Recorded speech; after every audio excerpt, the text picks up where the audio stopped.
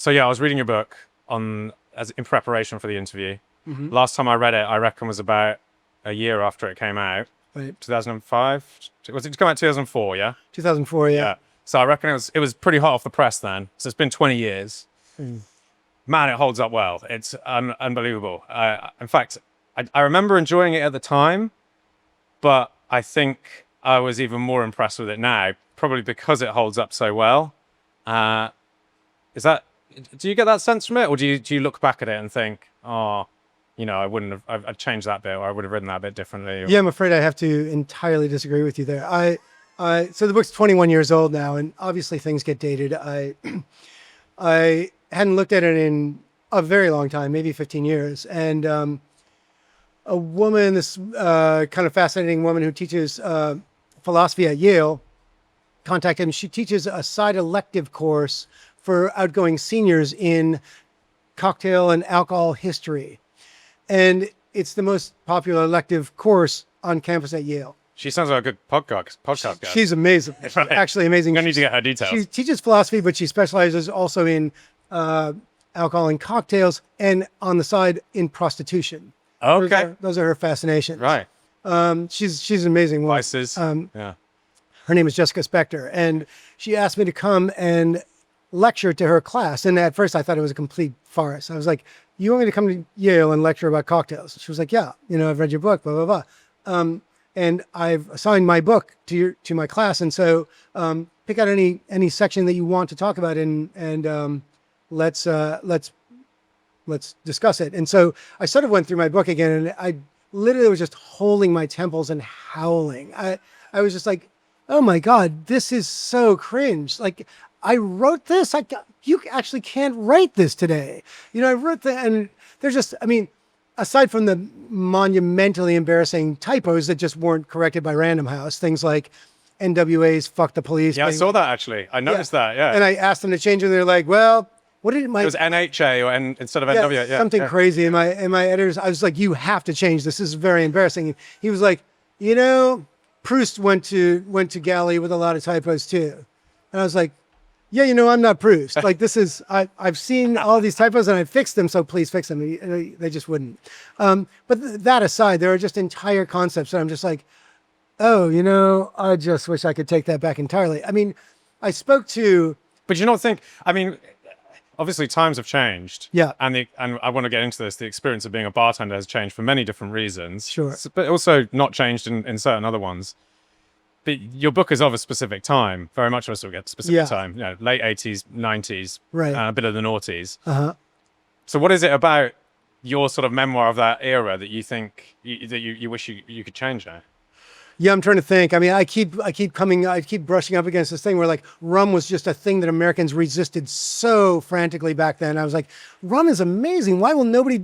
But it's like, but black people drink rum. Like black Americans will drink rum. Nobody else will drink rum. And now I go back and read that and I'm like, there's probably someone who's really going to object to that. But it was true at the time. It's not true at all anymore. But just things like that. I just was like, and I had to keep saying to myself, it's sort of a snapshot of an era. You can't. Yeah. It's caught in amber, so you can't really go back and rewrite it. Although Dale just went back and rewrote his book. I'm sort of like, maybe I should pull a Dale here and like redo it. But, it is what it is. Like, even when I was writing it, I was like, look, you don't have to capture the world here. This is simply a sort of a snapshot of what bartending is to me right now. And I didn't even realize it's like right before I had a baby and right before things changed for me remarkably. And like, this is what my life is. And now I look back on it somewhat with cringe and somewhat fondly. I think you did capture the world in some respects, though. It's in many ways a character study. It's not all a character study, but a lot of it is assessing human nature. Yeah. Analyzing your patrons, the good, the bad, the mischievous, the ugly, all of it. And it sort of presents human nature in the context of a bar and sort of and as a fishbowl of analysis of how people behave. What do you think it is about bars that make them so unique a place to sort of assess human behavior? I'm sort of thinking of, do you know this concept of the third place, is it Ray Oldenburg, the sociologist? Who, I don't know who came up with it, but I'm well aware of it. I think it was a fellow named Ray Oldenburg. So there's the first two places are home and work. And then there is this third place for people, which used to be the bowling alley or the park where they play bridge with their friends, or, you know, for many, many people, a bar.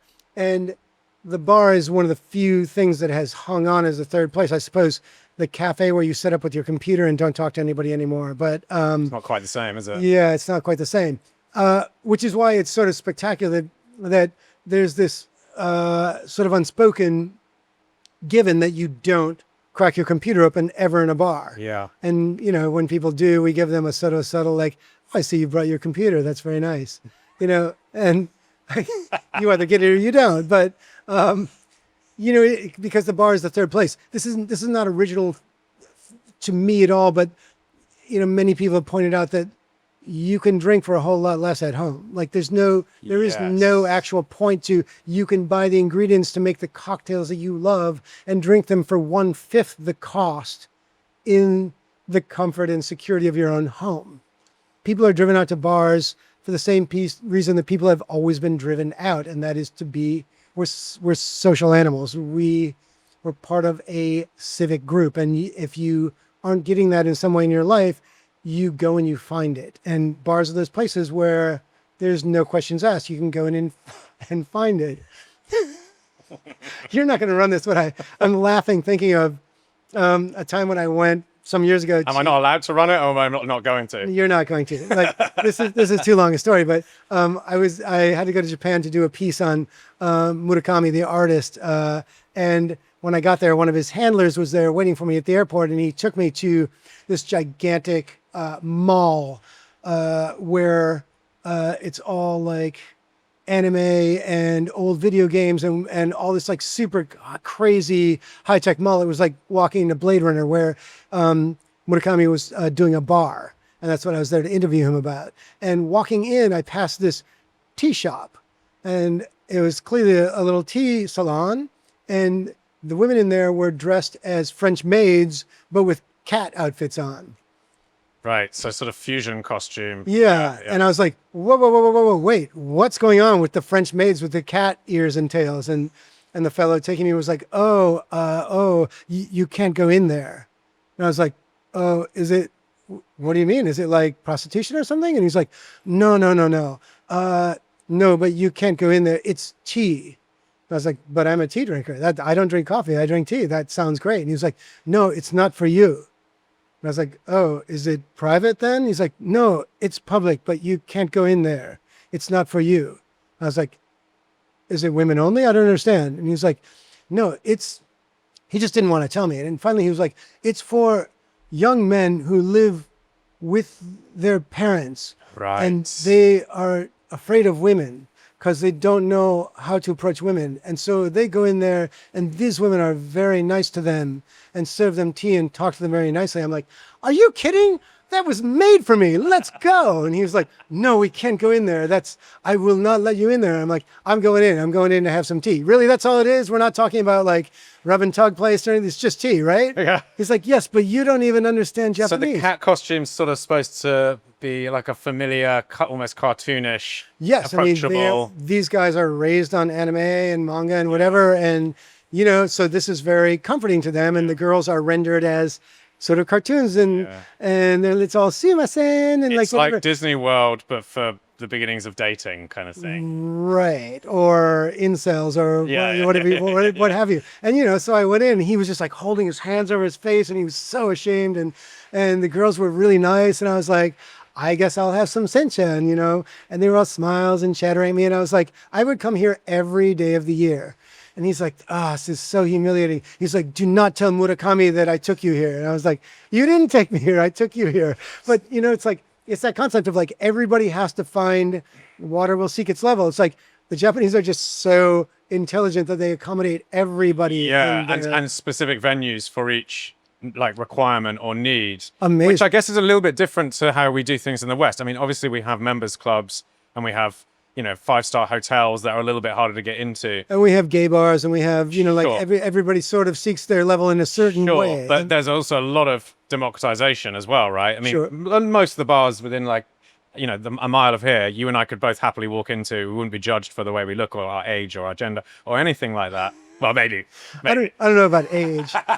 My wife always says, we can't go to Williamsburg. We don't have our visa for like that kind of youth thing. They'll be like, wait a minute. You're way old. Get out of here. But you know what I'm getting at, right? Like it actually is a bit of a sort of class leveler in the West, right? Traditionally a bar, you know, you'll get your kind of, I don't know, financial hedge fund manager, and he'll be sat next to, you know, the local girl from around the corner, and there'll be like two young guys, and then there'll be whatever, all this sort of cast of characters.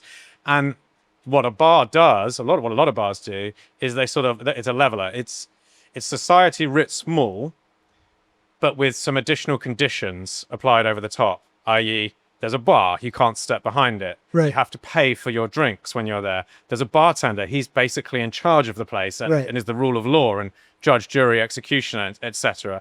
And because you have those additional rules, you can play out your normal sort of societal role, but under this unique sort of set of conditions. Or whatever role you choose. I mean, the brilliance in all that is that it is high, low, and everything in between. When I first came to New York, I was stunned by how I was walking on the Upper East Side, and I would be looking sort of like longingly at these extremely posh Upper East Side hotel bars and being like, whoa, what if you could get in there? That would be something. And then one day I was like, well, I mean, who's stopping you, I guess, in a sense? Like, I could go in there and have a cigar like other people are. And, you know, at whatever I was, 23 or whatever, I just wandered into one of them and I was like, whoa, I can just go into the Monkey Bar in the Carlisle, or I can just go into like all these beautiful posh places. And for a while, that was my sort of ruse. I'm like, I can just put on a jacket and a tie, go into this place, order an old fashioned and have a cigar. And I, by the way, 40 years younger than anybody in this room, but I'm just reading a book and minding myself, and it's Saturday night. The pretense is enough, right? Yeah, and I don't want, and I'm not doing anything out of sorts. I mean, I'm getting some kind of sideline looks, but it was just a revelation to me. I'm like, people are probably like, that guy made his money young, you know? Exactly. Oh, he must be doing really well. He's in finance, clearly. yeah. But I remember the Stork Club, the legendary New York cocktail bar, one of the best cocktail books ever written, the Stork Club bar book. They had a door policy, which was the effect of, anyone is welcome here. It doesn't matter about your class, gender, or race, as long as your skin is green.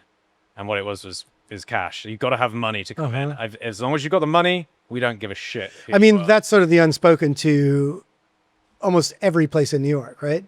Is it? I mean, you know, it's like, this is a city that just functions on one thing. Yeah. It's not that much exclusivity. Of course, there are private clubs and whatnot.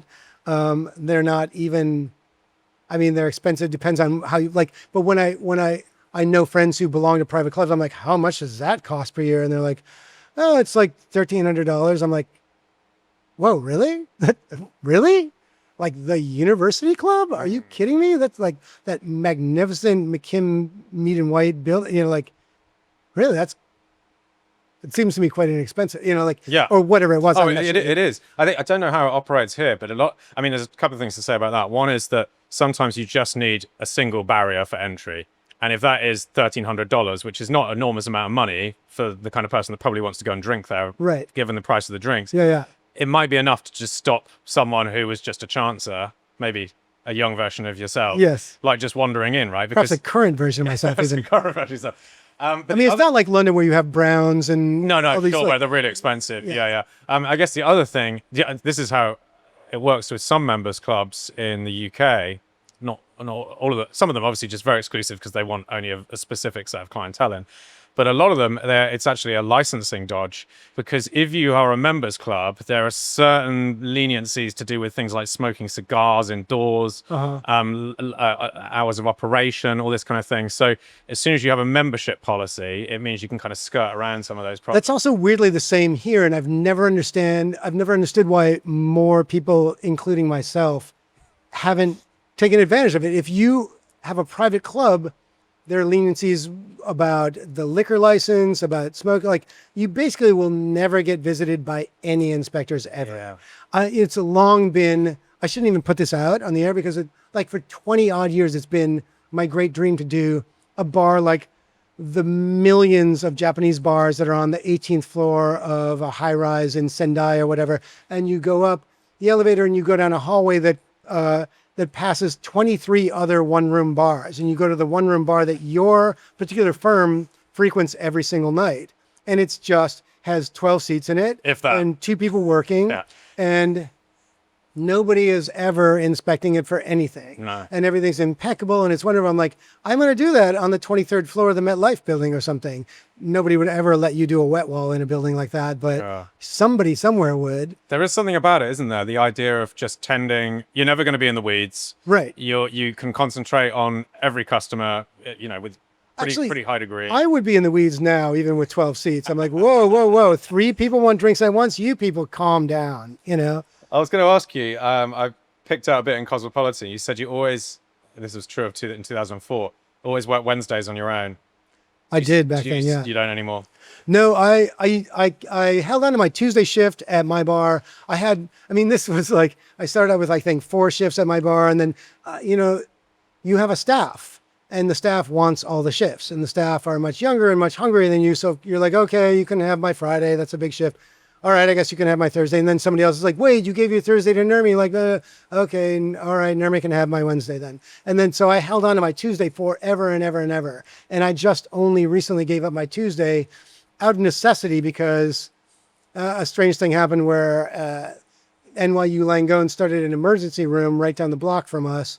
And it brings in an enormous amount of homeless people. And so we're getting just bombarded by these scales coming in, hassling people and whatnot, and like taking off their clothes and creating havoc. And so I can't get out from behind the bar in time to like sort of intercept people and get them out of the bar. And so it's really just been a plague. And so now I have to sort of be on the floor to. So that's what because it's Tuesday today. You're doing that tonight, are you? Yeah, I'm doing that tonight. Deflecting. Yeah, right. And it's really a drag because I loved still, like friends of mine would just Jim Meehan's like, you are not still behind the bar. I'm like, I'm going to be 62 this year. I'm still behind the bar.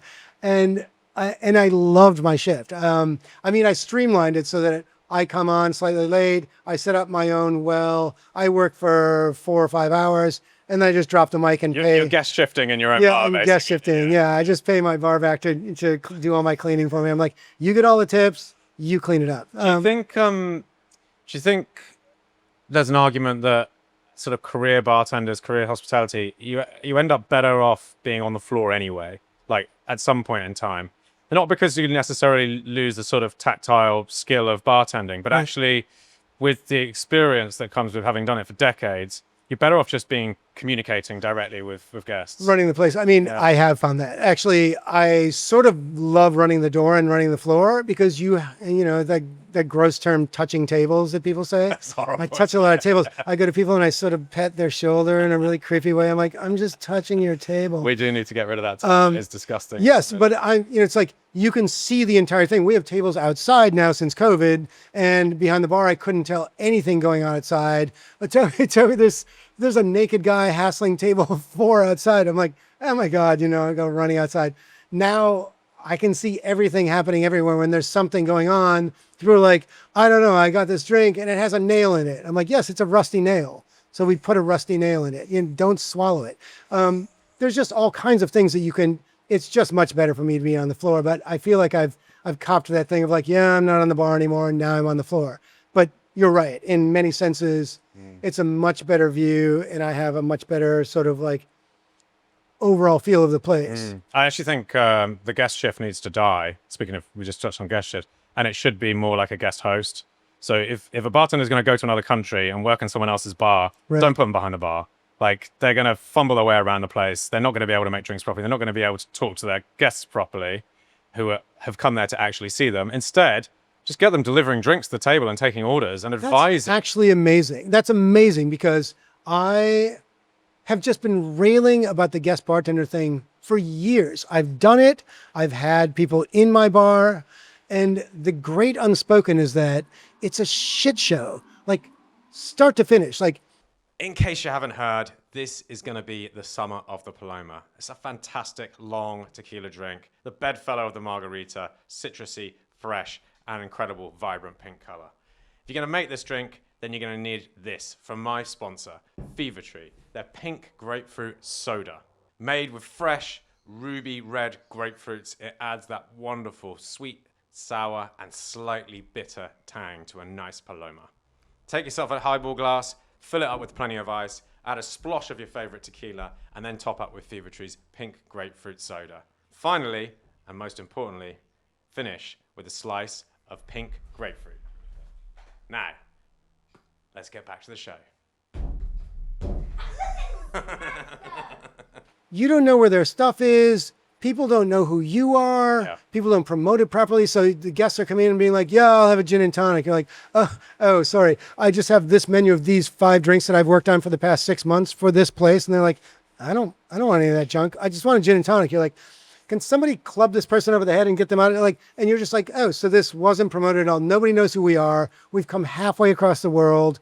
Or someone's come across to my bar, and then they're like, yeah, I know I didn't set anything up, but do you have the stuff I'm supposed to make? It's like every single time I encounter it, it's just terrible. Yeah, it's awful. And it has to stop. Something has to kill it. Yeah. Well, it's takeovers now, of course, is the new thing, where it's not just one bartender, it's an entire team of people who don't know how to run the venue. The whole kitchen, yeah. No, we did that with St. John, came to take over our restaurant, and we had great fun, but it was, it was all kinds of crazy and terrible. And I love St. John. Like, I love St. John, but it was difficult and it was nuts. And I was like, oh, that's what it's about. I see. Months and months and months of setting something up, and then it never goes the way you think. And it's very difficult, but that's a great idea to go a place and you're simply there talking about your experience, talking about what you do.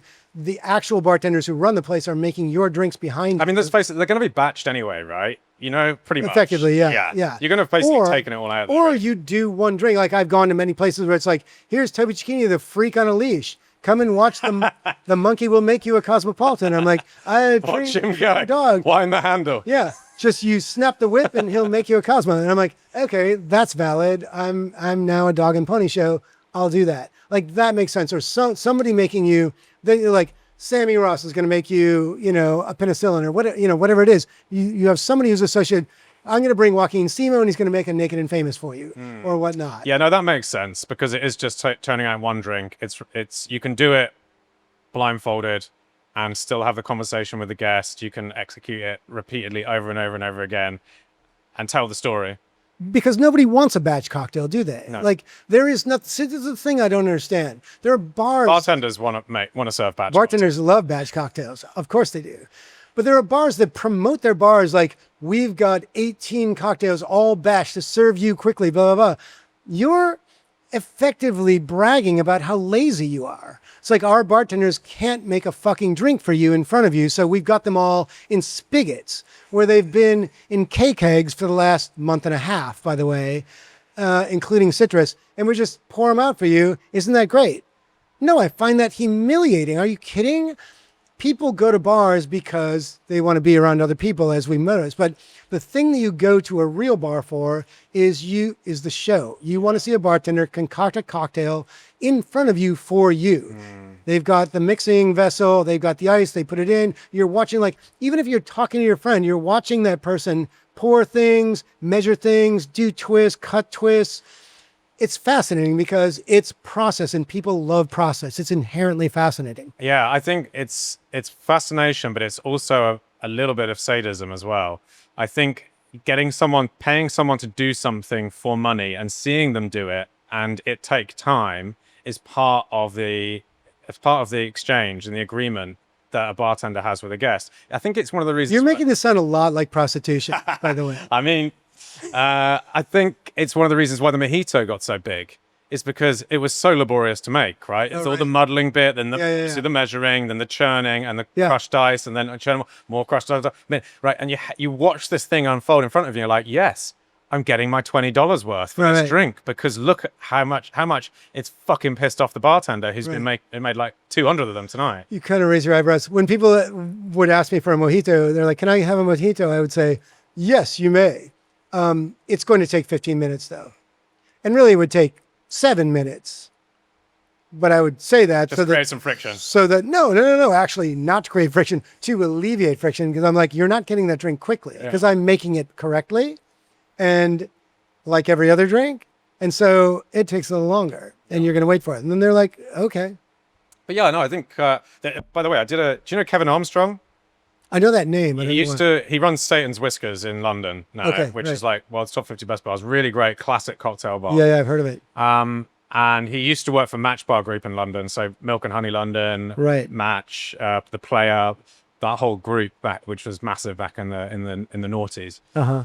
And he was on the podcast, and he is a bit like you, a major advocate for not batching. Like he batches some drinks, but he likes bottles being picked up, ingredients being measured a la menu, poured into a shaker or a mixing beaker and presented to the guest. He likes the flexibility it offers in terms of what ingredients you're putting with what Right, of ingredients. course. Yeah. And the fact the guest can then choose, well, I want this gin or I want this rum or whatever it is. And he likes the skill and the sort of exposure of that skill that it gives to the guest and the sort of value that gets built into it. Anyway, he was on the podcast and he said something a little bit similar to what you just said about batching. And I did a little Instagram reel that I put up just sort of as a snapshot, and it fucking blew up.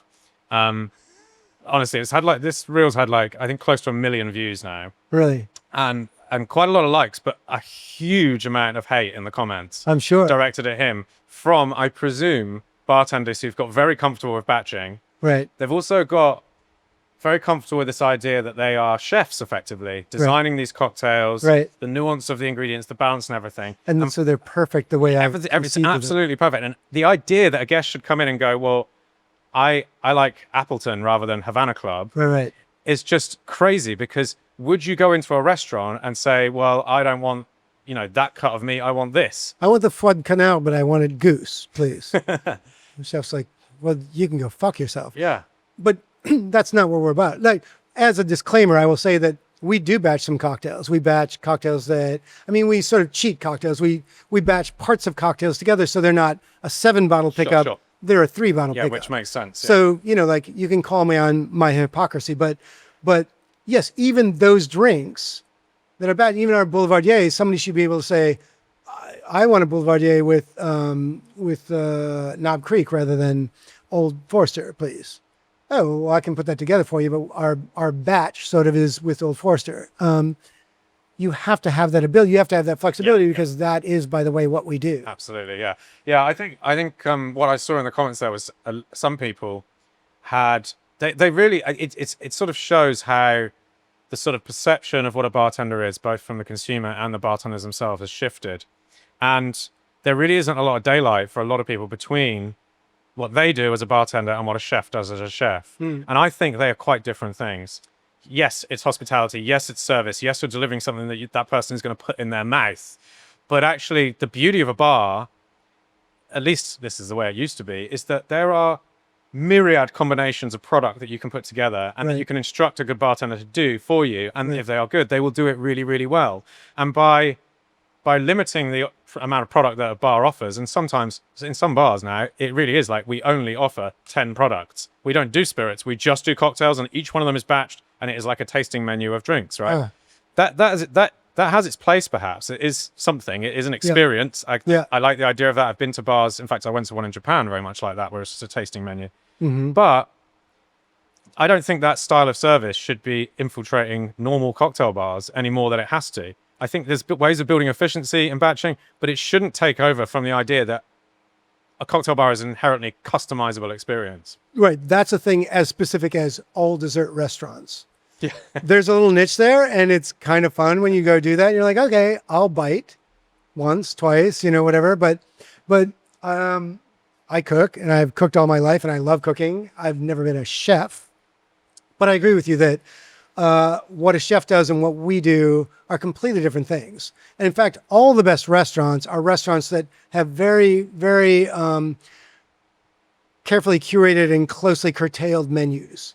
You're inherently mistrustful, and rightly so, of a place that has a menu that big, 70 things on its menu and is several pages Indian, long. You're Chinese, Italian. Yeah, this is going to be gross, and you know it. Something that has at max 15 dishes including all categories, you're like, okay, these are smart Alex, and they've chosen exactly this and exactly the ingredients, and that's how they're making them. You may not like everything that they've done, But when something's dead on, you're like, yes, they've executed this perfectly. And equally, I mean, and if you could then go off piste and riff on whatever you want. Like, I see that you have this and this and this. Could you just make me a pasta that's this with the goat cheese and whatever?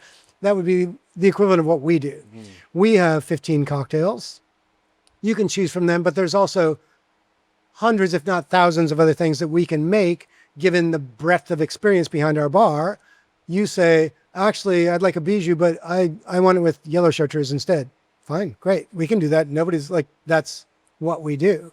You say that to a chef and they're like, let's spit extra much in this guy's food because we're not doing that. But there's a huge difference with the ingredients, right? We have ingredients ready to go, sat in bottles on the back bar, and we have a lot of them usually. Yeah. A chef, first of all, most ingredients in a kitchen, it does depend on the cuisine, needs some degree of preparation in the time leading up to the mise en place. Yeah, they have their mise en place and not much beyond it. And also they don't tend to have ingredients for dishes they're not serving. So they don't have this kind of library of product available.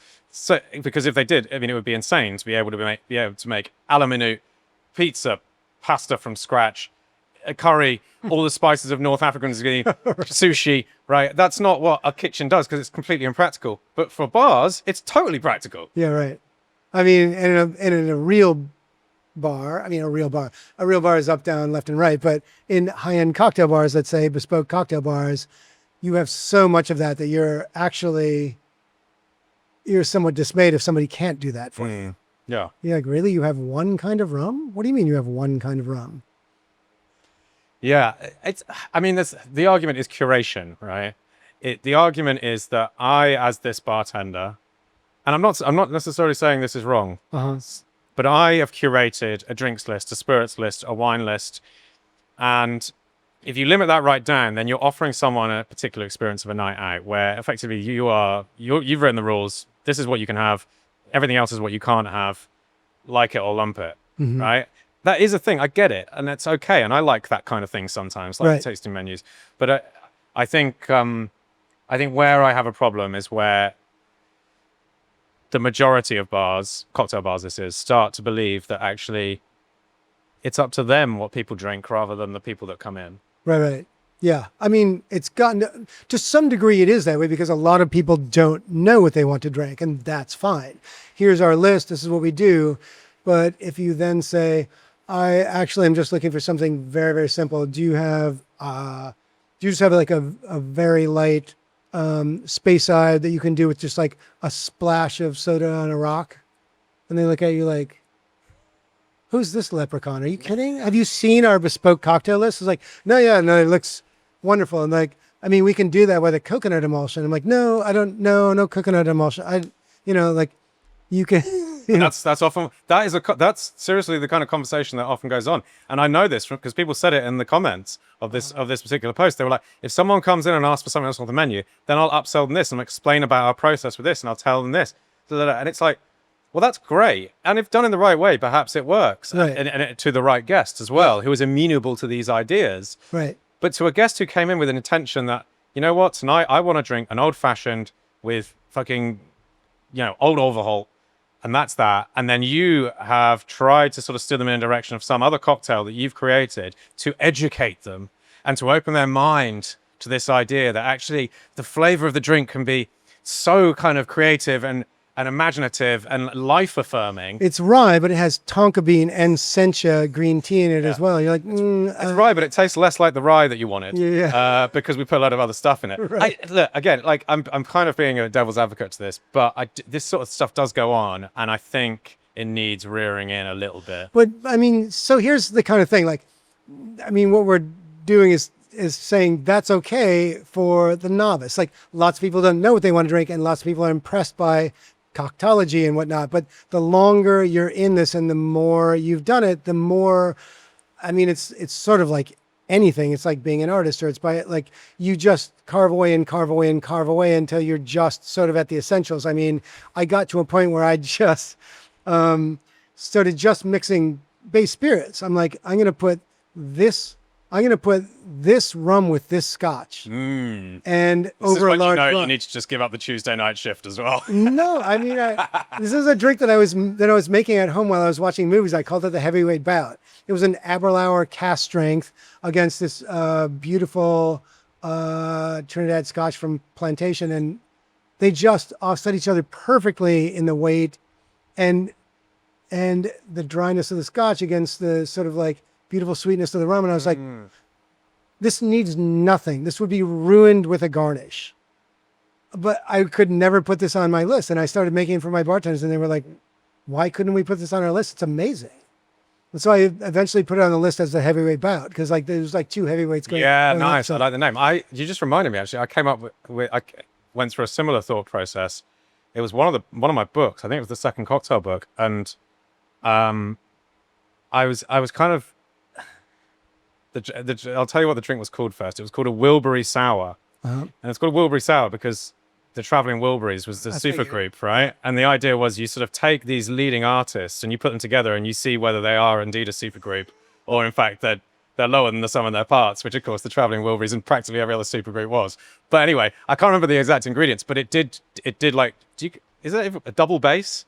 No, that's a musical instrument. Double bass spirit, whatever. But I think it had 3 base spirits. I think it was a rum agricole, a whiskey, and a rum, and a molasses rum. Yeah, so two blends, two different. 2 rums and Yeah, which is actually not a million miles from what you just said, right? When you say a whiskey, do you mean Scotch. A Scotch, yeah. Yeah, Mhm. Yeah.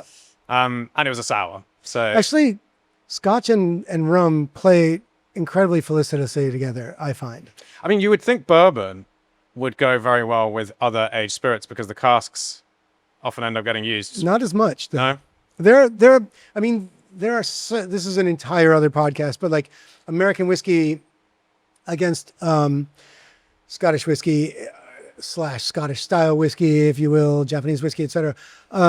They're creatures that act completely differently in so many ways, and certainly in cocktails. Yeah, for sure. Yeah. I don't know why that thing of like, this is barley malt base, this is corn, wheat, rye, etc. And they, in terms of like adding water to them, the way they open or don't open, it's just phenomenal. They act completely differently. Well, I think it's the new casks. I mean, obviously corn. If you're just sticking with bourbon, yes, there's rye as well. But that new cask thing is dramatic. If you put a malt whiskey in a new cask, right? I reckon it will end up tasting more like a bourbon than it does a single malt Scotch. No. Balveni's done it. I've had it a couple of times. A couple of people have put it into virgin casks. Yeah, and I really am convinced that it's the barley. It's pure barley malt, and it reacts completely differently. It's remarkable. Also, because like I was saying, if you think Scotch is aged in bourbon casks, rum is aged in bourbon casks, tequila is aged in bourbon casks, effectively those products have a bit of bourbon in them already, right? Everything's. I mean, such a trace amount. Yeah, but a small amount of bourbon, right? Yeah. It's in there, you know. Right. I mean, look at a sherry cask, right? But bourbon also has a small amount of barley in general, just to get the fermentation going. Sure. But it can be like up to 9% of the mash bill. Yeah. You know. Yeah, but I mean, you know the difference between a sherry cask and a bourbon cask, right? It's quite different, dramatically different. Yeah, I thought that was the beginning of a joke. It's like, I mean, a sherry cask and a bourbon cask walk into a bar. Yeah. So, a quote from your book. I've always seen the creation of a slightly unsettling atmosphere to be the proper goal of the bar owner. Do you want to elaborate on that? Why does it need to be unsettling? I think you're feeding me someone else's line. I wrote that? Yeah. Amazing. What a prat. This is where you're like, this is one of those parts where you cringe. I mean, maybe out of context. Maybe I was talking about the Gold Bar when I was writing about this tiny, teeny little bar in the East Village that was just this amazing space. And I think the owner was German. And I talked to him once and I was like, what is the story of this place? He was like, I want to make the most uncomfortable bar that I can make. So the entire thing was built on... Oh, this is the one where it felt like you were floating. On a steel floor. And Yeah. you could see through these slats into the basement below. And it was... I didn't find it disquieting, but it was sort of a beautiful experience. But I will say about that quote that there's something that I always come back to. I call it my 10-second theory, where you walk into a space and within 10 seconds, even if you're going to stay in the space regardless, you're meeting friends here, you have to be in this bar. within 10 seconds, you know whether you want to be in this space or you don't. Like, you get an immediate sense of the space you've walked into, like, irrespective of what the greeting was, what the music is, what the people look like, what the drinks are. You don't know any of that yet. But you walk in and you're like, oh, cool. Or you walk in and you're like, okay. You like, there's just an immediate visceral thing that you have. Like, I'm going to be comfortable here or I'm not. And maybe that can change after a while. Maybe you walk in, you're like, I don't quite get this, but you settle in. Everyone's super nice. The place is really clever. What they're doing is really clever. You're like, okay, they got this kind of janky space. It's not so great, but like what they're doing is cool. It can be changed, but I always feel like within 10 seconds, you know whether you want to be in that space or not. And it's the vibe, right? It's the whatever vibe. that means. Like, and you know, like talking to bartenders in lectures or whatnot, like I always say, like, what's the most important thing about, you know, your bar? And people are like, the drinks, making the drinks. I'm like, yes, the drinks are 9th on that list. Yeah. Maybe 9th, maybe they're 13th. Like, you're dead wrong. The first is maybe how you were greeted or if you were greeted. And maybe the second is the music and whether it's blasting and loud and abusive or whether it's kind of mild and you don't even notice it for a while. But then when you do notice it, you're like, oh, it's really cool. Or in the best possible iteration of that, like this bar Chinet that used to be on St. Mark's Place here, no music. It was an Irish bar, and when they had bands play there, they would have little bands, but otherwise there was no music. And it was wonderful. You could go in and actually speak to people. With no music. And that does not exist here. Yeah, I'm not a big fan of it. Because you don't want to be alone with your dead empty thoughts. That's what's going on. Yeah, I don't want to have a conversation with whoever it is I'm with. Yeah, right. No, I like a little bit of low level music, certainly not too loud. I mean, I always say most bars would benefit from turning the music up and the lights down. And that pub needs to do both of those things. The lights are too bright and the music is non-existent. What is that pub? I want to go there. Yeah, because it's called the Bath in Penzance in Cornwall. It'll be a long trip. No, this is my constant fight with my staff. My constant fight. Like, they always want the lights turned way down. I'm like, this is great because now we can actually make extra money as a funeral home. This is excellent. And I feign that I'm like trying to tap my way around with a stick and whatnot. And they're like, whatever. And the music's too loud. I'm like, people can't talk. People can't hear themselves think. This music is not here for you to enjoy while you're walking around. It's supposedly ambiance, but it should be low and it should be mellow. And my staff's view on it is basically like, you know, you're old as fuck and you can't see and you can't hear. So this is the problem. But yeah, I mean, look, I'm not saying it should be so loud you've got to shout. I'm just saying that a lot of places, if you're in conversation and someone else is in conversation near you and you can't hear any music at that point, probably the music is too quiet, right?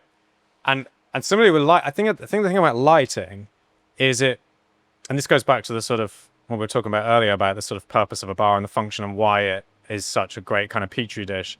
I think turning lights down lends a sort of level of intimacy and almost sort of it feels a bit more secretive and seductive, clandestine. And this isn't necessarily appropriate for all bars. Let's just put the truth at it. It makes everyone look better. Everyone looks better. It's like the tinted mirrors thing, right? You just kind of look better. Wow, I have a new tan. That's excellent. The flick of candlelight and everything. I disagree with you about the music being up because, like, certain people in bars are just shrieking hyenas, and that's not going to change if the music goes up. They're just going to shriek louder. So I've noticed, like, when the music's up, everything just gets louder and louder and louder, and people are screaming above it. And, you know, and people will talk above the people laughing the loudest. There's always those tables. Yeah. But that doesn't mean I want the music abusing me to the point where, like, I can't hear anything else. It's a whole thing. Like, it's very subjective and everyone feels differently. But I've gone into restaurants that I love. I'm like, this place is amazing. And the music is just pummeling me. Yeah. And I'm like, I would not come back here. Like, this is just abusive. I think it's more abusive in a restaurant. I think when food gets involved, it's more noticeable when you're like shouting in between mouthfuls of food to have a conversation. And I've been Mr. Smith Goes to Washington and actually been like, I'm really sorry. I know this isn't really my place, but would you mind turning the music down? And they're like, you know, pregnant pause. And then, yeah, no worries. And then they turn it up just to be like, how's that, buddy? And I'm like, yeah, that's pretty much what I figured. That's New Yorkers. Yeah, there you go. Speaking of New Yorkers, how has New York changed in terms of bars and hospitality over the last 40 years while you've been doing it? Like everything and nothing. I mean, obviously, there was one ginormous sea change, and that was the sort of cocktail renaissance right around the turn of the century. That was everything that turned being a bartender from a denigrated profession to suddenly you're sort of on par with chefs and whatnot. Like, this is really cool, and this is something you can do, and this is something you can study and learn and gain expertise in and get some respect for. Whereas when I was growing up and doing it, people were like, I mean, what are you really doing in life, though? And I got a lot of that. It's like, that's so odd. You seem like an intelligent fellow. Like, what are you actually trying for? To the point where I was like, I better write a book to validate myself. yeah, no, I mean, I did the LSAT and I was going to go to law school, and I was like, yeah, I better get on the stick and do the real thing. And then I was like, I don't want to be a lawyer. It took a long time to actually realize. I kept, decade by decade saying, if I'm still doing this when I'm 30, I'm going to kill myself. If I'm still doing this when I'm 40, I'm going to kill myself. But I truly maintain, if I'm still doing this by the time I'm 110, I'm honestly going to kill myself. So I think that, like, what we use shorthand for the cocktail renaissance really was the cocktail renaissance. It's like suddenly everybody started exhuming these old cocktails. The whole thing came to the fore. Like, it was an American slash, there's lots of debate over, like, was it an English thing? Was it an American thing? Cocktails originally, but whoever invented the cocktail, we're going back to the origins pre-Prohibition, and we're rediscovering all the old recipes and exhuming them and making them better and doing all kinds of things, like every which way, mixology in every way. So, and so that was the enormous change, and that changed everything, but it changed nothing, because what people go out to bars for is still what people always went out to bars for. It's not for modern mixology, although that's a very nice thing. It's like saying the food got better. Like, the food used to be terrible in England or Ireland. Now the food's really good. It's like the same, like, you used to just go out to a bar and you got Harvey Wallbang or a screwdriver or whatever, and then you talk to people there. Now you get a much better drink, and you talk to people if you're lucky, if the bar is functioning as it should, if you're going to the third place for the reason you should go to the third place. So in that sense, nothing's changed in bars. Like, bars, because this is New York City, it's not, and this is still a very particular microclimate of culture in this country. This is not really the USA. This is New York City, and it's a very uncomfortable, close, expensive place that is a pressure cooker. And so to relieve that pressure, and nobody has homes. You don't entertain in your home. If you're a normal New Yorker, you don't have a living room. You don't have anything. You don't have anything you want anyone looking at. You have a drab apartment with roaches in the kitchen, right? So you go out and you meet people in public spaces, and you're like, oh, this is where we always meet. We have this bar that we like, and we play pool here. We do this and that. All of that's still going on. Do you think New Yorkers have changed at all in the terms of their social and drinking habits in that time? I don't know. I mean, I know New York has changed. Like, New York used to be the place where there were no franchises. You could never, like, there was not a Chili's, there was not a McDonald's in New York when I first came here. There was nothing. It was just like this place unto itself. Well, I'm trying to think of the old Tennessee Williams quotes, like, New York has 3 cities. I mean, the U.S. has 3 cities: New York, New Orleans, and San Francisco. Everything else is just Cleveland. Is that what he said? Or Cincinnati? I can't remember. But the whole point was, like, there's these 3, like, sort of exotic birds in this country, and we're one of them. And so I'm trying to cleave back to your question. Have New Yorkers themselves changed in terms of their habits? People still come to New York for the same reasons they came. It's like this sort of, like, weird burning, like, person who's like, I'm going to go there. I know it's difficult, but it's where I want to be because it's exciting and it's dangerous and it's all kinds of, and it's expensive and it's impossible, but I got to go there because I just have to be there in a sense. I think you're absolutely right. Most people are still going to third spaces for the same reasons, and it is social and all that kind of thing. And, alcohol is an enabler to a certain extent, et cetera, et cetera.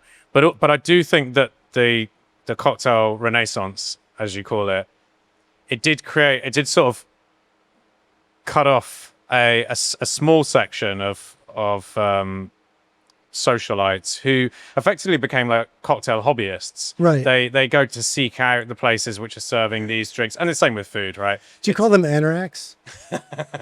I call them cocktail weenies. Cocktail weirdos, yeah. So it did change. It changed the kind of drinking demographic in that sense, that the drinks were good enough that you could kind of make a hobby out of it. You could nerd out about them, yeah. You know? And you could nerd out with the bartenders and, you know, impress them with your knowledge of cocktail history and all the little nuances of things. And that is like a very, very small subgroup of people, but it's a teeny subgroup. I mean, it's a 0.3% of, you know. Yeah, but it's probably big enough in terms of percentage. It's small, but that subgroup in cities like London and New York are essential for keeping the cutting edge cocktail bars going. I mean, drove the market and drove the entirety of what happened in bars. Like, were the cutting edge and made happen what happened in terms of the cocktail renaissance, for sure, for sure. And everybody else enjoys it. Like, other people come in, they're like, "Whoa, I just discovered this drink."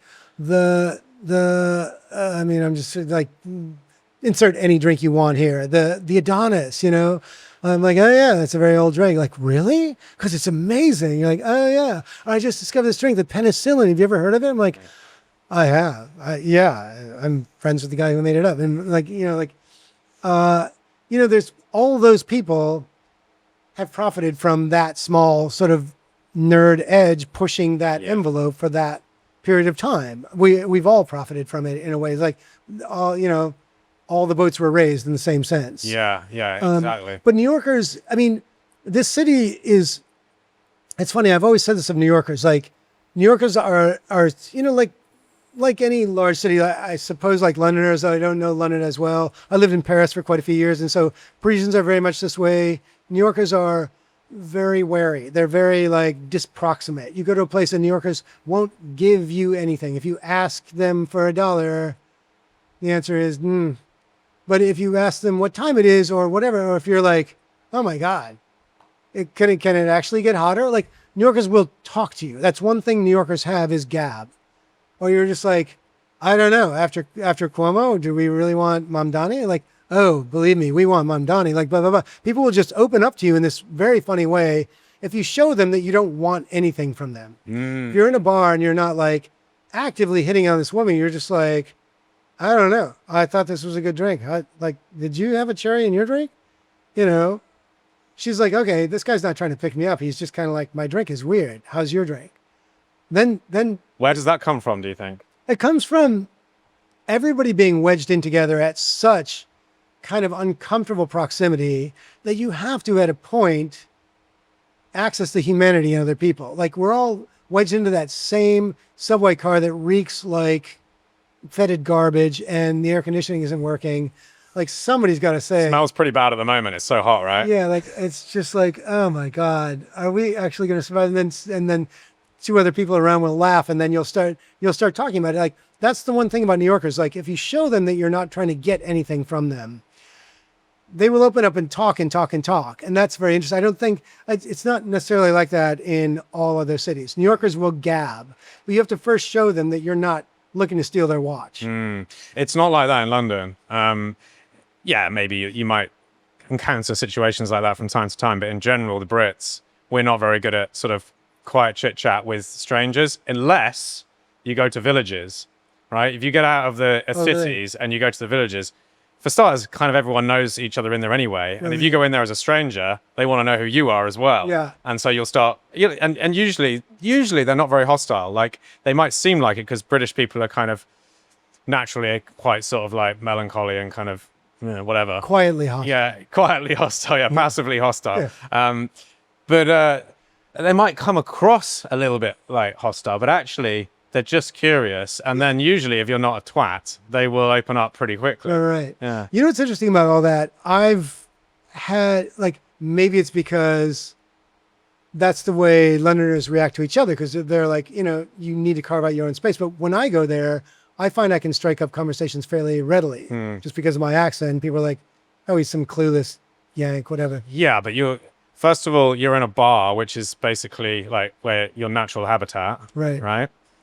your incubation chamber, right? But I never tell people I'm a bartender. I don't. No, sure, but you are very comfortable in a bar, Right. and also you're comfortable talking to strangers because you've probably talked to a few million over the course of your career. Yeah. And you're American, which is very interesting for a British person. Right. That's what I'm saying. Yeah. Like, it sort of cuts through that Yeah. natural reserve. Yeah.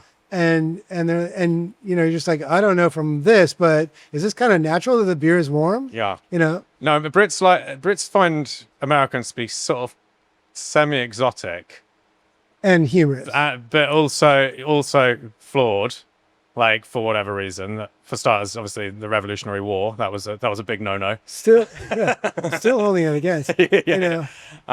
But yeah, Good to hear actually, because it annoys the hell out of me how any Brit comes here and Americans just fawn all over. It's like, oh my God, he sounds just like the Queen. Yeah. Do they I'm still like, do no, that? actually, he's Cockney. He doesn't sound anything like the Queen. Are you like, Or we get mistaken for being Australian is the other one. really? Oh, that happens a lot. Actually, I could see the you. Really? Yeah. It happens to me a lot. But like, You're from where? I'm from Cornwall, which is the southwest. Right. But I was born there, but I didn't grow. My parents aren't from there, so I've got a pretty generic English accent. Really. Right. But yeah, Australia happens a lot, and I'm like, just think about this for a second. There's like 9 million Australians and 70 million Brits. Just if you were going to take a stab in the dark, go with the stats. The percentage is better too. Yeah. Right. Yeah. What do you miss about the 80s and 90s bar scene in New York? Is there anything that you would sort of turn back the clock and go, this was peak, and now we've lost that? What do I miss? Cocaine not being laced with fentanyl, I think. Not the possibility of dying every time you do a bump. No, it's I miss being young. That's it. But there's actually some truth in that. I'm joking, and yet, in a sense, I'm not. Like, I have so many friends who say, "Oh my God, New York in the '80s was so." Do you remember? We'd go to Area, we'd go to like MK, we'd go like here, there. Like there were like amazing places. Now Manhattan's dead on the vine. The city's so dead. It's so like everything. There's nothing happening. And I'm like, you know, here's the point. You're old, and I'm old. It's not here for us anymore. Like, yes, Manhattan's dead on the vine because Manhattan is now like completely overrun with franchises and money and whatnot. But the energy is never going to leave the city. There are still like young people ripping it up in Ridgewood, in Bushwick, in like, it just goes further and further and further out. It used to be Williamsburg. Williamsburg is now well settled with like hyper complexes of like Studio spaces that used to be garages and things like that. Yeah, exactly. And I mean, like, it's not British Williamsburg podcasters coming in, and it keeps getting pushed out further and further and further and more like ugly and predatory areas. But there's still kids setting up house parties and having a blast and doing drugs and getting blowjobs, and like, you're not part of it anymore. and in 40 years' time, they will lament the same changes. Yeah, they'll be right? like, do you remember Bushwick? That was so amazing. We saw, you know, like whatever. I mean, yeah, it's like, what do I miss from the 80s and 90s? Like sort of everything. I just read a fellow's, I guess it was sort of his journal, Barry Hanna, who was this painter that I actually learned of from the Drake's website. He's this American kid who was a painter, and he wrote this amazing journal about the late 70s through the 80s, and what he was just sort of like connected with all these amazing bands and artists and whatnot in New York City at that time. And it's a phenomenal book. And I intersect with a lot of it because I worked in the Odeon back then. I knew a lot of those people, reviled most of them. Yeah, tell me about them. So, like Warhol, Basquait, Haring, they all used to come into the Odeon, right? Yeah, so, what was that like? Well, Because obviously, these are some of the most famous artists of the 20th century now, right? yeah, I mean, that it was the late 80s, and so certainly Warhol was Warhol. But like, you know, in terms of like I mean, let's put some hate in your feed here. Like, This is good for the reels. I waited for years on Warhol and Basquiat and Keith Haring. I mean, before Keith died. Keith Haring was a very sweet guy. Actually, I really liked him. What did he drink? Not much. Like, he was pretty, I'm trying to remember, like, he would sit with Andy, and he was very quiet and shy and sweet. Andy Warhol was just like a terrified little mouse. I mean, I just thought he was the dumbest person I'd ever met. I mean, he he was just daft in his questions. He was just deeply stupid. And like when I see what he's becoming, people just praying at his altar, I'm like, you got to be joking. Like if you talk to the man for 5 minutes, you'd be like, he was actually made out of styrofoam. And like, I tell this to people and they're like, oh my God, sacrilege. I'm like, I waited on the man for years. Yeah. Like he was horrible. Basquiat, I like Basquiat, but he was really a mess. He was really a mess. And, I served him a steak on the night he died. Yeah, I remember it's in your book, isn't it? And he was tripping so bad. He just went face down into the steak. And I was just like, Betsy, like Betsy Canna was this she was older than me slightly, waitress who like had all the ropes in place. I was like, Betsy, Jean-Michel's like, his face is in his steak. She's like, well, pull him up. And like, we pulled him up and took him down to the bathroom, like put water on his face. And he was like, yeah. And he just wandered out. And I was like, he hasn't paid or anything. She's like, we'll just put it on his account. And the next morning he was dead. It was just, he was a sweet guy, but he was just, I feel like almost he was just used by those people. And he just got into it too deeply and the drugs and just, yeah, it happens, eh? I don't know. Music as well. I liked him and I liked Keith Haring. Warhol, not so much. Warhol. I just thought he was, I like a lot of people there. I just like, it's weird where you have people who are super celebrities and you're unseen. And so how you treat the underlings tells you a lot. Yeah. And so many rock stars, so many huge actors, so many people, and they're just treating the staff like dirt. And you're like, wow, you're just playing your hand very openly there. It doesn't cost anything to be polite, does it? This is the thing. And right, so there's to people who have everything. To be everything. And also, I find it's like, I find, as if I do this, that's quite revealing. It's a high energy demand to be a twat to waitresses and waiters. You have to have the intention. You have to really keep it up. Yeah, you really do. You got to really have Oscar Wilde energy. Yeah. Just be like, it's like that whole, it takes less muscles to smile than it does to frown. It's a bit like that with your temperament, right? When it comes to sort of hospitality and service and how you treat people. But even more so when you get to the position that these people are in. Yeah. Where it's just like, you have so much money, you have so much, and all eyes are on you. So wouldn't you just be pretty cautious to not be a twat to your server? Yeah. But and like, I always think like being a complete dickhead to a waitress or a bartender is kind of like a power move. It's sort of asserting your authority. You are a higher status than them. They are at your beck and call, etc. But when you're one of the most famous artists in the world, and you already have that with literally every interaction already, right, why extend it through to the guy that's making your cocktail or serving your table? Maybe that's the superpower where you don't have to care about people at all. Maybe that's it. Maybe that is it. That's the reason why. Yeah. Because you've gotten away with being a cunt constantly, right, day to day. You just continue it because it's just normal. Okay, this leads us on to the other side of the bar, right? Here's a weird thing. Constantly,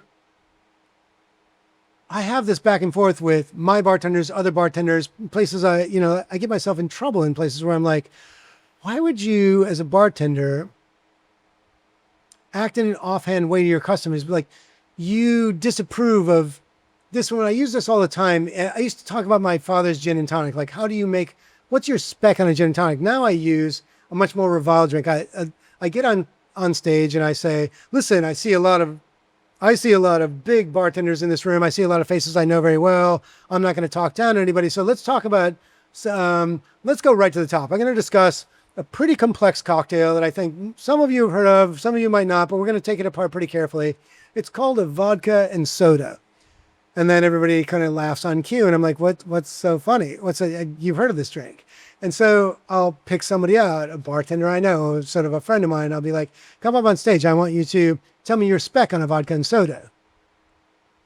And if the bartender's playing along correctly, they're like, my spec on a vodka and soda, fill a glass with ice, spit in it, put some vodka and soda and like throw it at the customer. I'm like, okay, see, this is exactly case in point. This is what I'm talking about. That makes you, contrary to what you think, a shit bartender. And you are a shit bartender because every single drink that you make, you should be making as though it's for your mother because somebody's making your mother a drink. And if your mother wants a vodka and soda, then some twat somewhere is spitting in her vodka and soda and throwing it at her with disdain. Is that what you want for your mother? Because that's not what I want for my mother. So I'm serving somebody who's been someone's mother, perhaps, and she wants a vodka and soda. And so that's a drink that, like every other drink that you make, if I asked you your spec on a daiquiri, you can tell me, boom, in 2 seconds, what your exact spec on a daiquiri, with pride that it's like slightly different because you huck the lime husk into it to get the citrus oil out of it. That's what I do. And so it's your daiquiri. So, but what you're getting at is that every guest and every drink should have an equal amount of respect. Yeah. Guests should not be judged based on their order. That's what being a really great bartender is. Yeah. Paying attention to every single thing, subverting your ego, doing exactly what you should do for each guest to make him or her or them happy. But that's so much not what I see. I mean, more and more, that sort of like for the past 10 years, people are like, it's not about the cocktail, it's about the hospitality. And that's like saying the future is female without actually effectuating any of those things, you know? Like, you actually have to live those things. And it takes a very long time to set down your ego and set down your sense of like, I'm the end all and be all in cocktails, and actually pick up the string on the floor that you see and pick up the stray napkin and mop the puke in the bathroom and just do everything that's required in running a bar, because it's not just making Adonises and knowing how to make a Satan's whiskers and whatnot and talking with cocktail nerds. I think it goes back to what we were talking about batching in a way, and this sort of perceived importance and role of a bartender and how that's changed. Or self-importance, I should say, because it is important. I mean, it's somewhat crucial to have that ego to begin with, because you're pushing yourself to be a very good bartender. Yeah. If you don't care in the least, then you don't have that thing that pushes you to be. I think it's about when you're being quite selective about what you care about, isn't it? Yeah. And if what you only thing you care about is the recipes that you are developing or the drinks that you like or that you deem that people should be drinking on any given night, then where does that leave the guests who don't meet your criteria? Right. And it leaves them with a vodka and soda with spit in it. Speaking of vodka, and we were just talking about the Odeon, let's address the Cosmopolitan. I think it would be remiss of me not to talk about this with you whilst you're on the podcast, but I just was thinking, what else are we going to talk about? Yeah. I don't want to labor it too much because I guess it's probably a story that you've told 100 times. It is. I was quite surprised. I didn't realize there'd been so much sort of dispute over the originator of this drink. I don't know. Obviously, I drunk the Cecchini Kool-Aid, and just as far as I knew it, you invented this drink, and I know the name already existed, but it was a different cocktail and that kind of thing. But I didn't realize there were people kind of rising up out of the woodwork. All over the place. So this is, I mean, it's sort of a funny trajectory because I'm trying to figure out whether I should go address that and then go back. No. Let's go back to the Odeon and the original Cosmopolitan cocktail, which was it from San Francisco? Was from San Francisco. Yeah. So I was tending bar at the Odeon in 1988. I had come from a few years in France directly to New York, and I got a job there, and then I fairly quickly moved from the floor to the bar. And so in 88, I was working behind the bar and with a woman named Melissa Huffsmith, and she had friends from San Francisco that she had gone out with the night prior. I worked with her on Saturday nights. Or was it Friday? I can't remember. We had a very busy weekend night together. She was like, and I was just out with a bunch of friends of mine from San Francisco who are bartenders, and there's this drink that's been been kind of in leather bars there for a while. And it's called the Cosmopolitan. And they showed it to me. You want to see it? And I was like, yeah, sure. And she took, rail vodka and Rose's lime juice and Rose's grenadine and put them in some measure and shook it up and put it into a V-shaped martini glass, which was the martini glass at the time. And then put a twist of lemon in it. And I was like, that's wild. That's like nothing I've ever seen. I'd never seen anything in a martini glass that wasn't a martini. And I was like, whoa, you can do that? That's crazy. And I was like, that's really cute. It's like wild. It sort of looked like what a Negroni looks like now, a little greener. And then I tasted it and I was like, that's disgusting. disgusting. Like, that is just so gross. She's like, yeah, it's not good. So I was like, oh, well, whatever. But it stayed in my mind. And so that night, as I was making drinks for the waitresses, which is what you did every single night, you're just like, okay, let's make some drinks. Our shift is kind of finishing. I was like, I can do better than that. I can make that drink, but I can make it better. And Had you come up with cocktails before? oh, yeah. I mean, I was only maybe less than a year into bartending. I started in 87 bartending.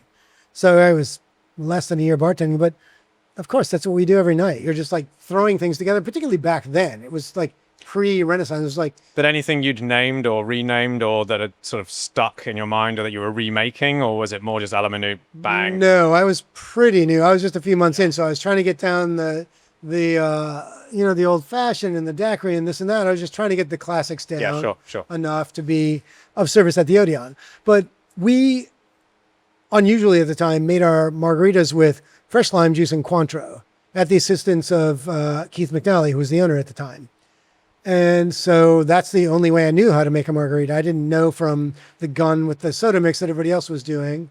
And so that was the way we made our sours. That's the way we made our, sidecars were with lemon juice. We had fresh juices that the kitchen furnished us. And at the time, in the late 80s, that was somewhat unusual. Yeah. And so we were a bit ahead of the curve there. And so I thought, this is just a sour, really. I can just remake this as a sour, sort of on the template of a margarita. So I'm going to use fresh lime and Cointreau. I don't want to use Rose's grenadine because it's just gross, sugar water.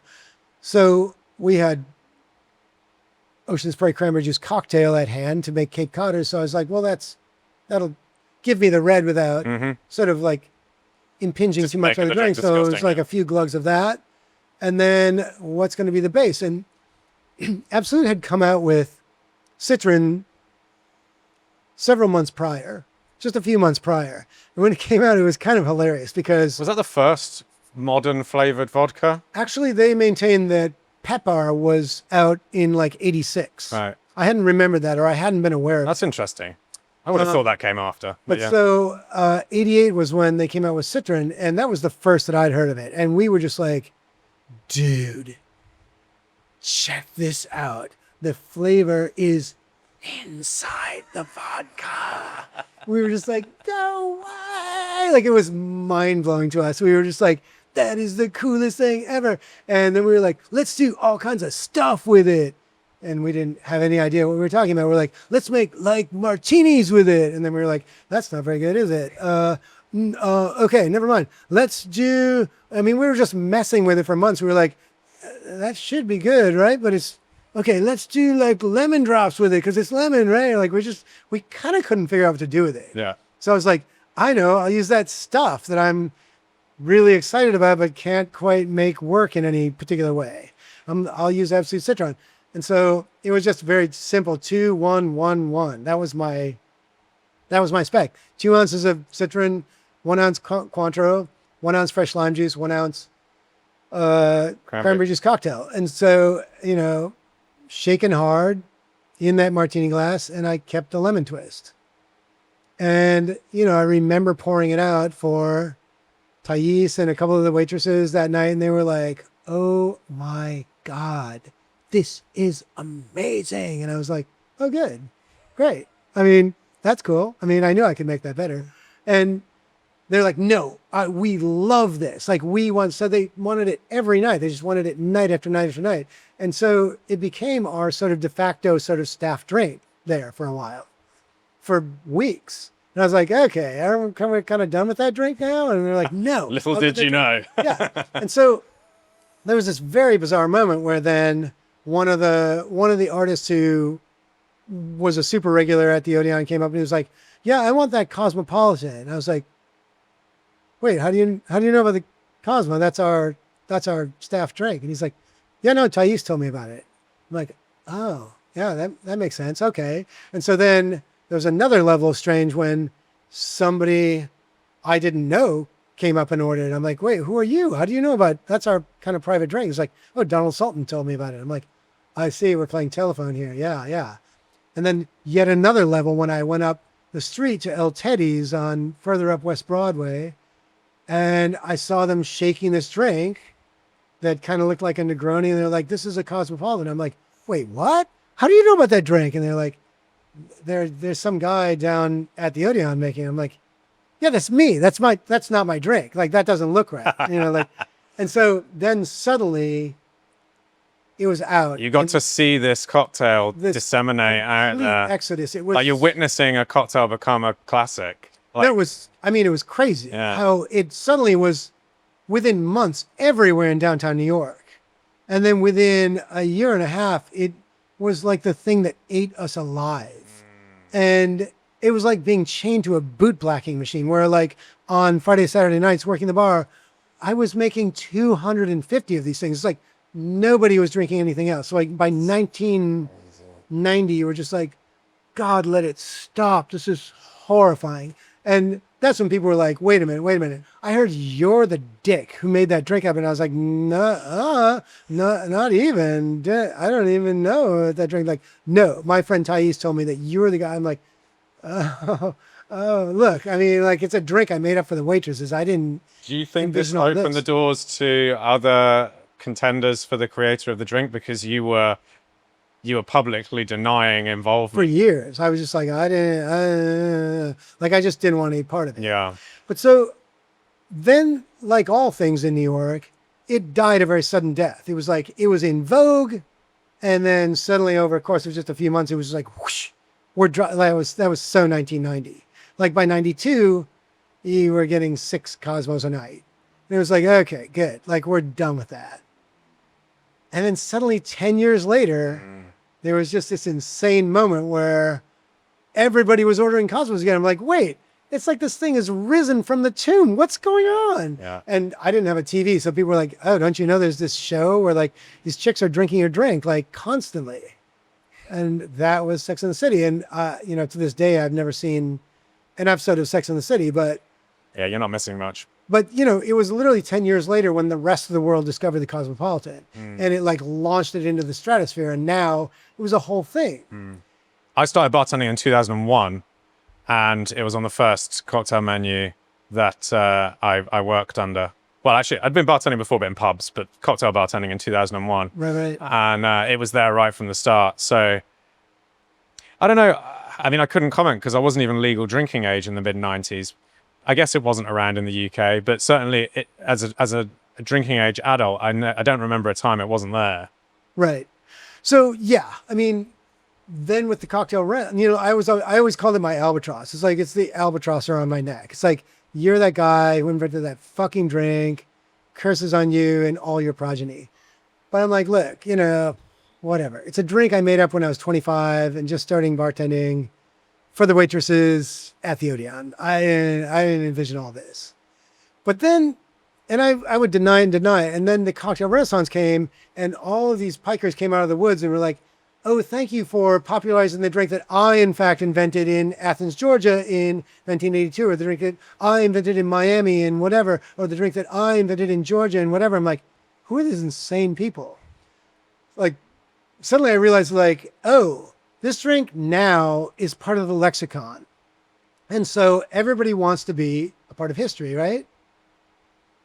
And so all these people are just laying claim to them. I'm like, wait a minute. This drink is the albatross around my neck, but it is my albatross. Like, I did invent It's mine this drink. to Like, own, yeah. These people, so then I had to start fessing up. And so eventually I was approached by Absolute. And Miranda Dixon at the time was the sort of head of Absolute worldwide for creative. And she approached me and she was like, so there are all these different people who lay claim to having invented the Cosmopolitan. I'm like, so I'm becoming aware. And she's like, well, so we want to find out who really is at the base of this so that we want to find out who used our product to put this drink together. And so would you mind, we're sending a reporter from England. We're going to have him interview everybody who claims that they invented the Cosmopolitan throughout the country and let the chips fall where they may. Would you be willing to talk to him? I said, sure. So you have to be very specific with times and dates and what happened and blah, blah, blah. So I told them the whole story.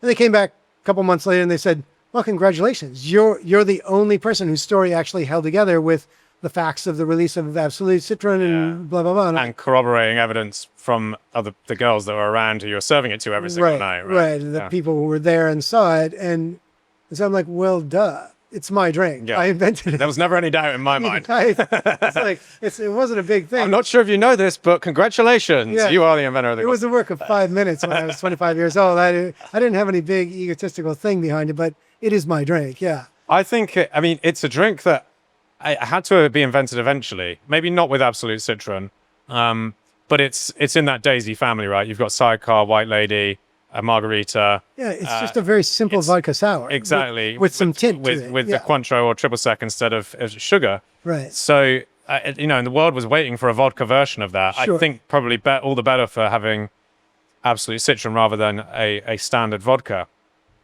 But the thing that always gets me about the Cosmopolitan, which, by the way, if made well, I think is a fantastic drink, no question, is that it's not what you think it is. It's a citrus drink. In fact, it's like the ultimate citrus drink. Yeah. It's like the end boss of citrus drinks because it's the only drink I can think of where it has something that's lemon, lime, and orange flavored, all in the same drink. Yeah, right. That's a great point. People like Jim Meehan says, "Oh, I always do this with an orange twist," and I know Dale does it with his flamed orange twist and whatnot. And so I see it more often with an orange twist. And I'm like, look, the real one I made with a lemon twist because that's the way it was shown me. I have no problem if you want to use an orange twist.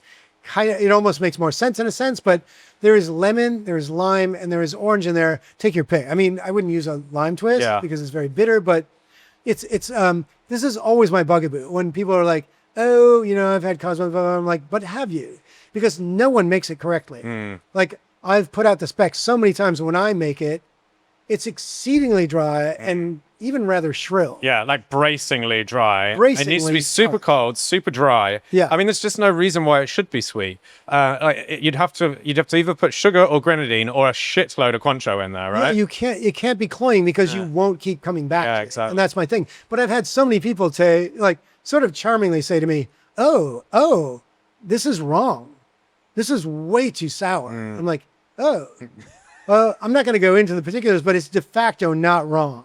If you'd like it sweeter, I'm happy to do that for you. Yeah. But this is dead right. The other thing that people do is they put too much cranberry juice in there. Yeah. Because they want it to be vividly red, and then what you end up with is something that's just dilute. Because the cranberry, it looks like a Negroni. Yeah. When it looks like a Negroni, you've got it. Yeah, absolutely. I mean, the cranberry is not doing a lot of heavy lifting in that cocktail, right? No. It's effectively just colorant. Yeah. Okay. Yeah. And that's what's so good about it because it's not sweet, it's not excessively berry flavored or whatever. It's just there for color. And it's barely tinged pink. Yeah. It's actually the barest pink. Yeah. When I had to put down the spec very carefully for Absolute, finally, I was like, oh, it's a bit of cranberry juice. I always know how much. It has to be just like the right color. And they're like, a bit is not a correct spec. You need to tell us exactly how much. And I was actually surprised by how much cranberries in it. It's an equal measure. I kept using I was like, maybe it's a 1/4 ounce. Oh, I guess it's maybe a 1/2 ounce. Maybe it's 3/4. It's actually a full measure. It's the ratio is 2 to 1 to 1 to 1, which nowadays would be really more like 1.5, 3/4, 3/4. Yeah. If you're using ounces. Yeah. Yeah. But it's a full measure of cranberry because it's actually it just kind of gets lost in there. It just gives it this barest tinge of pink. But it's a full measure of lime juice, and that's really quite bracing. Yeah, it is. And then you want it cold as fuck. You want the glass getting that kind of opacity with the condensation around it, and then drink the bloody thing, right? I used to say, you shake it. How long do you shake it? You shake it until your hands are clinging to the shaker from the condensation, and you have to pull them off stick. The shake becomes a shiver. It's at least 35 seconds of really powerful shaking. Look, we're running out of time. I want to close up. We've got like 5 or 10 minutes before they just start charging me shitloads of money for this space. Okay. Just going back to the book, Cosmopolitan, available in all good stores. Is it still in print? I don't believe so. No. Okay, so you got to get it secondhand. Yeah. You mentioned that you have certain things about it beyond typos that make you feel a little bit uneasy. Yeah. But if you were going to revisit it and maybe add another chapter or two, or indeed just write another book, right, which the world would love, by the way. Like, I've been told. what would that final chapter look like? What would you add beyond corrections in previous chapters? I mean, yeah, beyond all the typos. That's actually fairly easy because the book just sort of ends on like not a dour note, but on a sort of melancholy note, like closing up the bar, leaving at night. Like this is what it is. Fatigue, like the bar has just lapidated me and I'm washed up on the shores the way all bartenders are at the end of the night and just shuffling off towards home. But I would certainly append a chapter because I didn't know what was coming. The big tsunami that was coming was the entire cocktail renaissance. And that's been written about. But, from my point of view of like what it was before to what it is now and how social media and computers have changed everything. So you can just know instantly what bartenders are doing over the entire globe. And you can like change specs and recipes with everybody. And it broke everything open monumentally. And now the respect and the like everything got lifted up. Like my book was just like, this is a kind of a dead end job. I'm sort of proud of it. I love what I do. It's so hard, but what am I doing it for? And that's kind of where it ended because I didn't see what was actually coming. And I could never have told you. I really thought that I was just going to law school or do something else. I could never have told you that I would be 62 years old this year and still quote unquote tending bar or running my own bar or whatnot. I just thought this is a dead end. This is never going to go.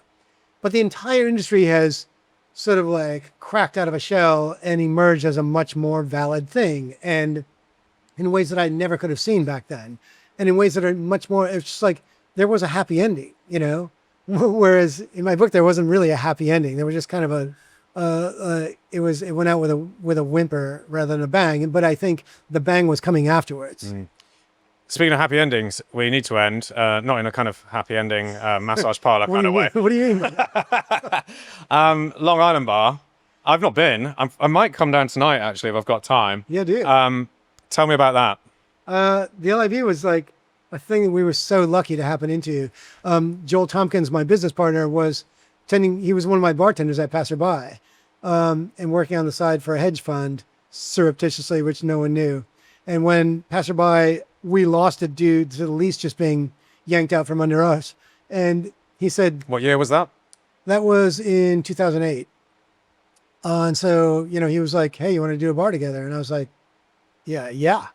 I thought I would have another bar in 6 months, but it took something like 5 years to find a space that we just kept losing spaces and gaining spaces and losing spaces. New York is just fairly impossible for that kind of thing. But all through it, there was this beautiful bar near where I lived that had been run for 56 years by 3 Spanish women immigrants, one of whom had gotten it from her father, who had founded it in 1949 as a longshoreman bar. It's very near the harbor in Brooklyn, and it was a very blue collar neighborhood, and it was just for decades and decades it was this like kind of old school longshoreman bar with everything that implies, like pretty tough place.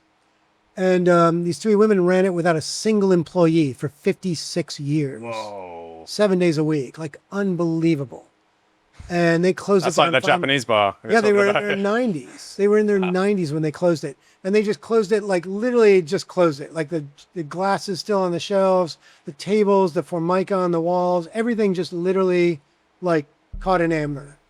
And so I met one of their grandsons by happen chance and started talking to him. He had a shop across the street.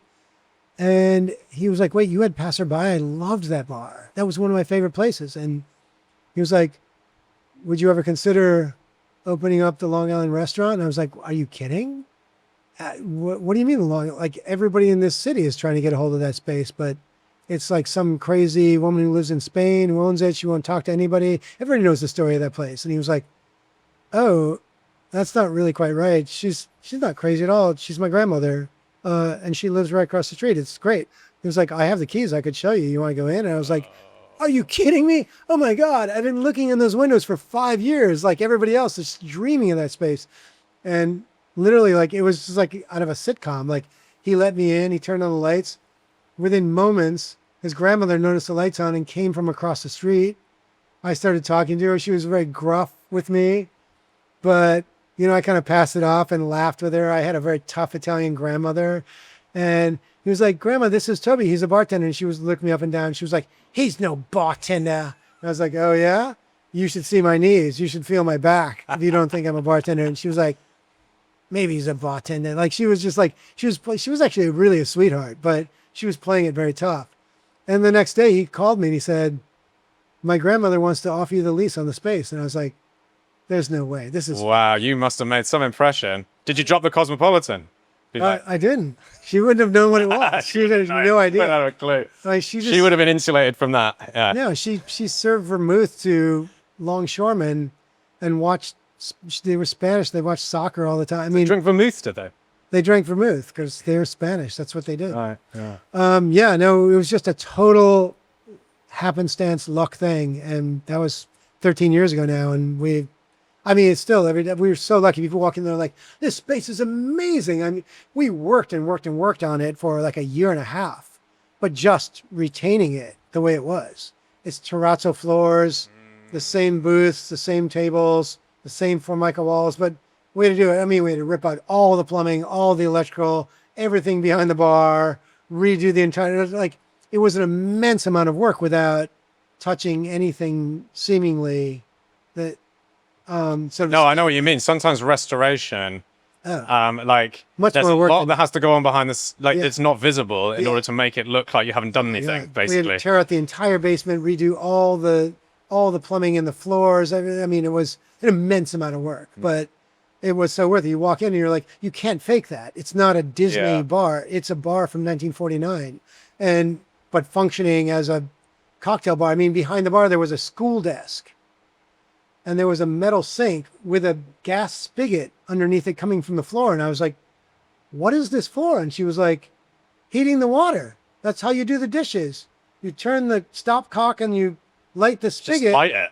And then there's a fire under the sink, and then the water heats up, and that's how you do the dishes. I was like, oh my God. Like a cauldron. I'm like, this is not at all Department of Health correct. Okay, got it. So, you know, like we just had to take everything out and redo everything while leaving everything in place. It was a lot of work. All right, look, we need to finish. Toby Cecchini, thanks so much. My pleasure. Thank you. I'm going to come down for a drink tonight. See you tonight.